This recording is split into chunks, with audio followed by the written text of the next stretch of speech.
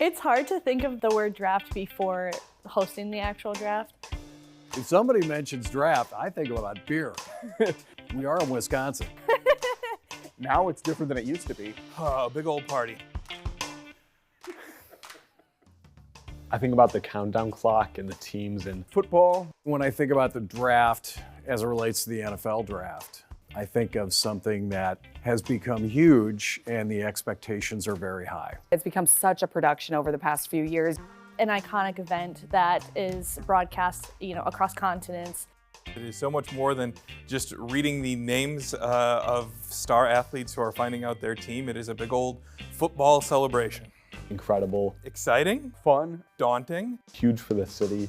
I was really excited to think about the draft coming to Green Bay because I just had no idea how it was going to look. Could Green Bay even handle the influx of people that were going to come in? Maybe we were too small. Where are they going to have it? Could the city pull something like that off? It's such an enormous event 600,000 people, in such a small city. population 107,000, was it 395? I was just shocked that it would come here. I just didn't know the magnitude and the amount of planning that would actually go into it and what it would entail. This is going to be something for this community and for our TV station that we haven't really done before.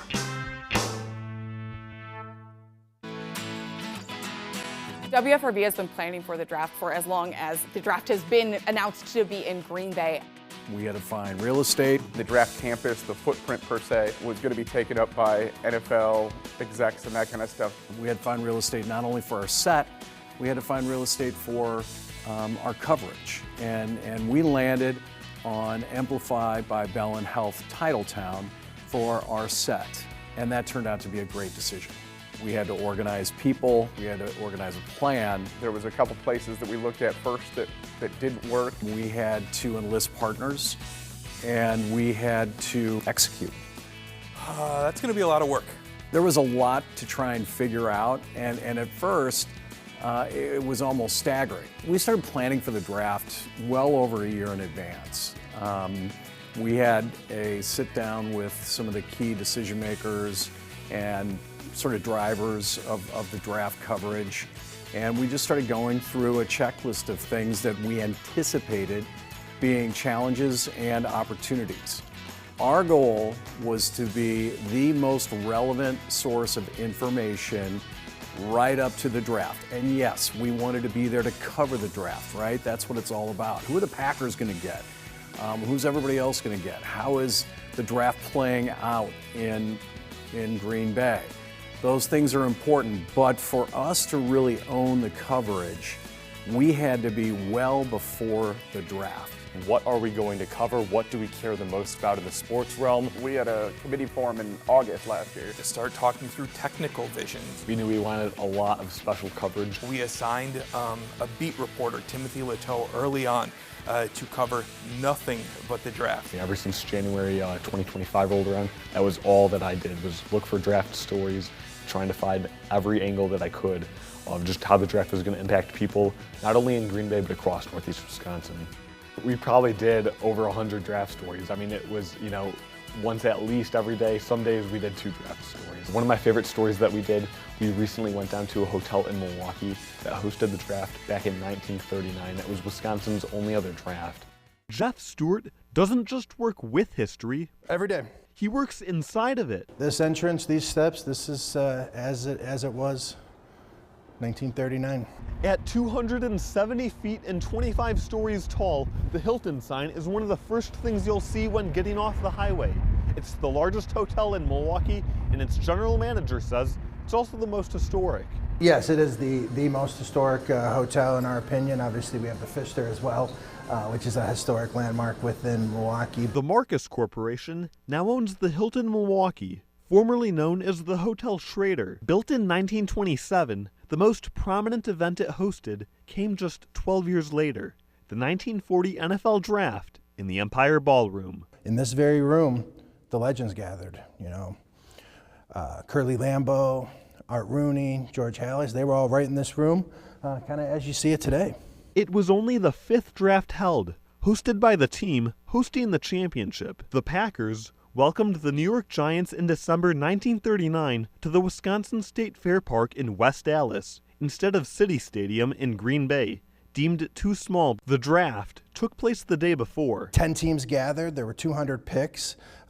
Dance floor was put down. With each team had their own table on the dance floor. Much was different about Wisconsin's only draft in the league back then, but the one thing that's still the same, the Empire Room's beauty. We've got the original chandeliers, the gold leaf decorations throughout, and the 16-foot windows are still the same as they were back then. The hotel is undergoing a $40 million renovation, replacing the carpet and paint in the Empire Room, while most of the budget is going towards upgrades to more than 550 guest rooms. Fridges, safes, upgraded Wi-Fi, bedside charging. So even though time has a way of catching up to things, The original owner spared no expense. others have too much beauty to lose. In Milwaukee, Timothy Leteau, Local 5 News. It was really neat just to talk with the hotel staff and to learn more about that draft and just how the draft came to be in Wisconsin. That was incredible, getting to talk with that artist who made the wooden logos of each NFL team, and they went up on the player walkway. That's the last thing the players see before they are hit with that crowd when they come out on stage. Things have a way of just falling or fitting into place for Ike Winter. Honestly, it was just like the opportunity to repurpose wood from the side of the road.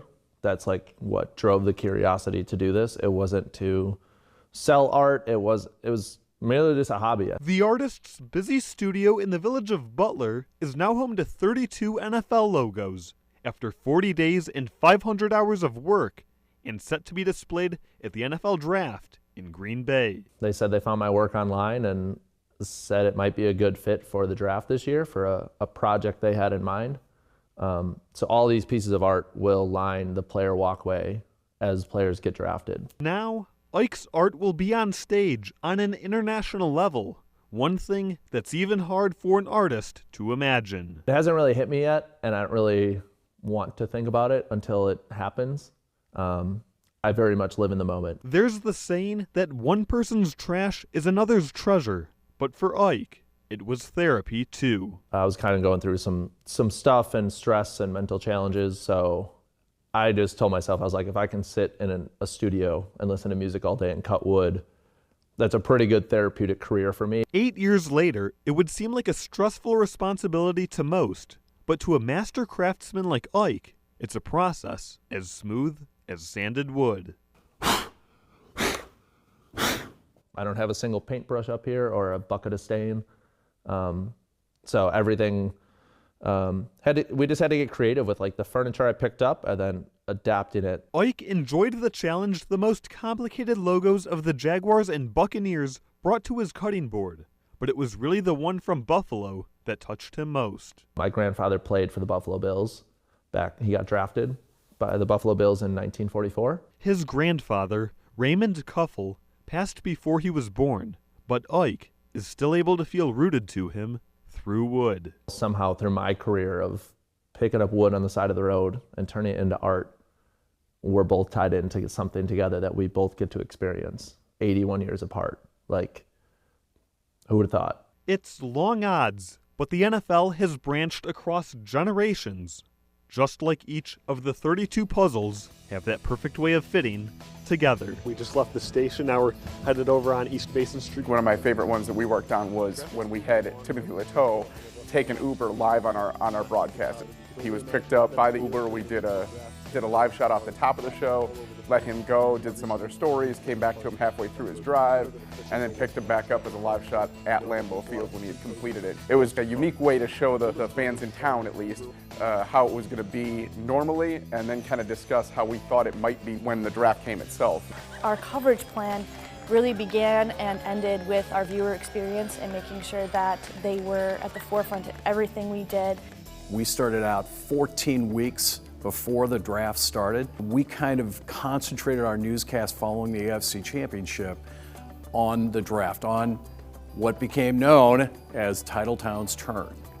So that really put us in the position of leadership, I think, in this marketplace, because while others touched on it, nobody had that committed weekly program like we had. And there was a little part of me that sort of took a hiatus from the NFL draft. I'm like, okay, we've got our plan. We've got our locations. We have internet set up. We have partnerships in place. We're good to go. And then suddenly, it's like, wow, now the draft's here. Now we actually have to execute.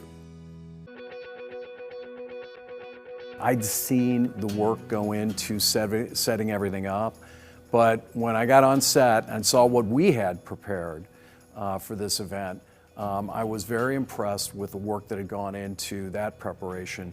About 140 live shots, 10 different locations, 5 days. So many different topics you could cover. Live for 6.5 hours in the heart of Titletown, USA. The amazing amount of people that packed into that area was kind of overwhelming. There were people left and right covering every inch of the street, every inch of the draft footprint, all the sights, sounds, flavors, who's there, who's not, what's going on. Covering the draft has been on a bucket list of mine for a very long time. To be covering a draft in the market where I work, completely different from anyone else's experience. I got to be in Lambeau Field the whole time, overlooking this mecca of football while players were getting their name called, and up on the big screen behind me, I got to watch the draft as it was playing out. We talked to former media members who's covered the draft for years and have seen it grow. We also did stories on local Wisconsin prospects who were hoping to hear their name called at the draft. My coworker and I, Cameron Nazaire, went to the NFL Combine a few months ago to get an upfront, close-up look at prospects at the Combine. We interviewed Cliff Crystal, the Packers team historian, to hear what the most impactful drafts in Packers history have been. Then we interviewed Brian Gutekunst on the Monday before the draft, and we tried to combine all of that coverage into our Wednesday, Thursday, Friday, Saturday coverage of the draft to make sure that people had an all-encompassing view on how the sports played a factor into this event. On day 3, when Barron Sorrell was picked and ended up being in the green room, that's an experience unlike any other. You've never seen a day 3 guy get his name called, get to walk across the stage with the commissioner, and then come to the podium at his new stadium.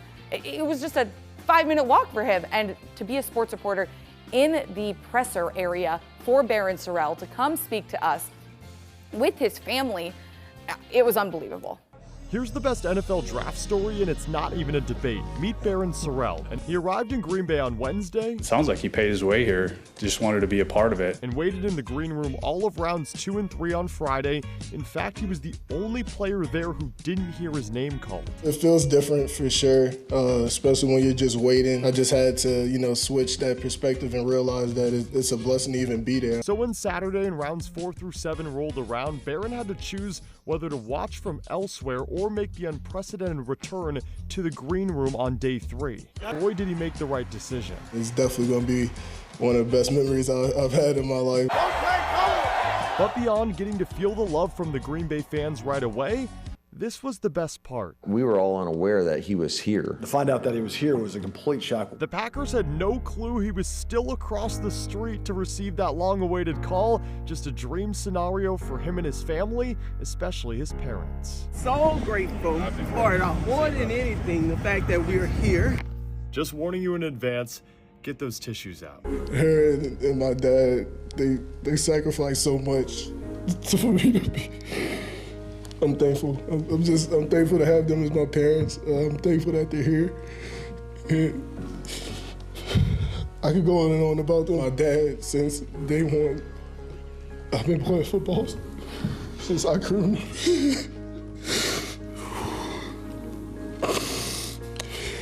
I have a really good support system. I'm sorry. Good people who need football.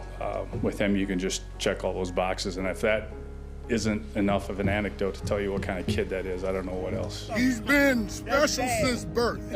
Special since birth. Remember? Go Pack, go. I'm always gonna have that passion and that hunger, and that's honestly what makes me the player that I am. Kyle and I are overlooking Cameron Nazaire down at the red carpet and making sure that his shot is looking good.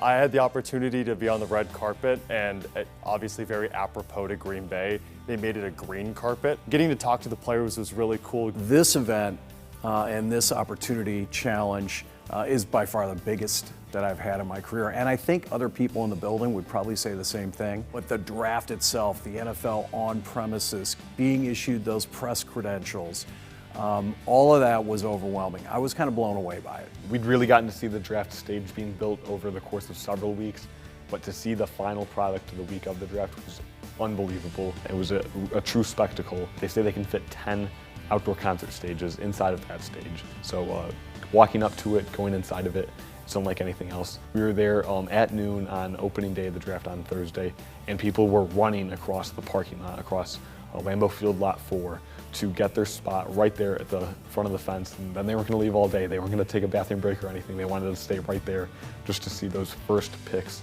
be announced on stage. Certainly something that they won't forget, and neither will I. The NFL draft experience was a really cool thing. Super long lines, but I guarantee you all those fans, it was worth the wait. There was the Vince Lombardi Trophy, all 58 Super Bowl rings that have been made at this point. And there were some fun kind of Wisconsin traditions. One of those was the Draft House Dive Bar. They had a DJ and an MC live music, and it was just a really big party and kind of teaching some out-of-towners some Wisconsin bar games. So that was a really cool feature as well at the NFL draft experience. It was fun to go see Super Bowl trophies and go through the dive bar, but kind of the coolest moment would be walking right up and seeing that draft theater. The whole thing was pretty awesome, but just being able to go walk it and experience it. The biggest and best production of my career. I decided to join up with my family who was at the draft and kind of get to be in the mix and experience what all the fans were experiencing. We walked out and watched Brad Paisley perform just for a few minutes. We got to see the draft house, try the food, and do all that kind of stuff. Got to be inside of Lambeau when everyone was roaming the concourse. A lot of it was work, but I don't even consider it work because of how cool and how fun it was. But just being there was an event in and of itself. So I didn't even need to be the fan that wanted to hop in those Disneyland-like lines. I could just walk around and appreciate it for what it was. I love that there were the lines that led up to them. All the exhibits really exhibited what the NFL is all about. My favorite exhibit was what the Green Bay community is so lucky to see day in and day out, which is the stadium inside the stadium district and appreciating the history that is Green Bay, just sitting right there in the heart of it. Every person at this TV station was involved. Everybody in this entire building came together to make sure that everything was working and functioning at the same time. The sales team serving as shuttle drivers, bringing us food. The creative team most certainly working together to put some wonderful promos. The news team working really hard for those specials that go above and beyond. Seeing all the smiling faces in the production room, out there at our set. My hat is off to our engineering team to make sure we had everything that we needed from a technical standpoint. We had portable satellites for the first time to be able to get our signal up and out. Our photographer, Carrie, and our field producer, Amanda, two great partners in crime for me to be out in the field with. We did 138 scheduled live shots over 5 days from 10 locations, and we hit every single one of them. It's a big crowd. To hit that number without any technical problems, with every crew being in the right place at the right time, being able to communicate effectively. The fact that we were able to do it all while cracking jokes and smiling, and then able to still come into work the next day ready to go, I think that's going to be that's the true success story here. It's not easy work always to go out there and report in such a big crowd, but we have a great team behind us that helps us get on the air and to help us look good as well. The motivation, the sense of urgency, and the professionalism of every single person that contributed to this effort, which was virtually the entire staff. It took every person, every finger that we had in this station to make it a success. Every single person from the station. They did such a good job putting a plan together. We all did it together, and it was definitely a teamwork, team atmosphere. I love the station. I love the people at this station. Hats off to everybody involved. Super proud of the effort there. Our news director told us I'd call it a 10 out of 10. I'd call it a 10 out of 10 as well. We were prepared, and it really went smooth. We absolutely crushed it. I've been in this industry for 25 years. This is the biggest, best work that I've ever been associated with. They did just such an awesome job, and I'm so proud of this team. We executed flawlessly. I was directing from out at the Bellin building. We finished our 7-hour broadcast, and we're all like cheering. I think I've only done that once after an election night. They came together, but we're all cheering. People came in from the outside crew, and we're in hugging, and so yeah, it was a nice, successful moment. After our 7 hours of coverage on Thursday, I had the chance just to sit back and look and look out on what Green Bay had put together. Just standing there and hearing the cheers and watching the crowd and seeing everyone appreciate Green Bay for what it is, as much as I appreciate it, that was my favorite part, was seeing the sense of appreciation for a town that I've called home and a city that I appreciate so much. Our coverage plan really began and ended with our viewer experience and making sure that they were at the forefront of everything we did, all the stories that we told, the people we saw and talked to, and how we pulled it off and what we really wanted to accomplish. One of the coolest things was to see it all kind of come together after so long. I was very impressed with what turned out. There's been big events in Green Bay. Every Packer game is a big event. The Ice Bowl was a big event in retrospect. But there's never been a bigger planned event in Northeast Wisconsin. This was the biggest single news event in the history of Northeast Wisconsin. Will we have another event like this that's planned in advance that you know you have to prepare for? I don't know that we will, but outside of a Super Bowl coming to Green Bay, Wisconsin, I don't think there'll be anything this big again.